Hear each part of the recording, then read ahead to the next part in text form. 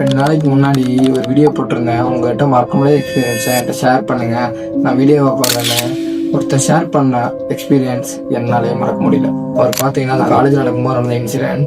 அவர் ஊட்டியில் இருக்க ஒரு காலேஜில் படிச்சுட்டு இருந்திருக்காரு. அவர் ஊர் பார்த்தீங்கன்னா திண்டுக்கல் தான். ஸோ ஊட்டியிலேருந்து திண்டுக்கலுக்கு கிளம்பியிருக்காரு. அப்படி பைக் ரைட் பண்ணும்போது ஒரு ஊட்டியில் ஒரு இருட்டான இடம், டைம் பார்த்தீங்கன்னா 12:30 ஆயிடுச்சு. அப்படி அந்த இருட்டான இடத்துல போயிட்டு இருக்கும்போது யாரோ ஒரு கேர்ள் ஒயிட் கலர் ட்ரெஸ் போட்டு நிற்கிற மாதிரி அவருக்கு தெரிஞ்சிருக்கு. ஸோ அவரும் பக்கத்தில் போய் ஹெல்ப் வேணுமா, லிஃப்ட் வேணுமா அப்படின்ற மாதிரி கேட்டிருக்காரு. அந்த லேடி இது போன்ற மாதிரி சொல்லியிருக்காங்க. இவரும் கொஞ்ச நேரம் யோசிச்சுட்டு என்ன சொல்கிறாங்கன்னு புரியாமல் அவரும் கிளம்பிட்டாரு. கிளம்பி ஒரு 10 to 20 மீட்டர்ஸ் போனதுக்கப்புறம் அவரோட மிரரில் பார்க்கும்போது பயங்கரமான ஷாக். ஏன்னா அந்த இடத்துல யாருமே இல்லை. ஸோ அவரும் ரொம்ப பயந்துட்டு வேகமாக ஒரு 5 kilometers ஆஃப்டர் அந்த பக்கம் போய் அங்கே ஒரு டீ ஷாப்பில் நிற்கிறாரு.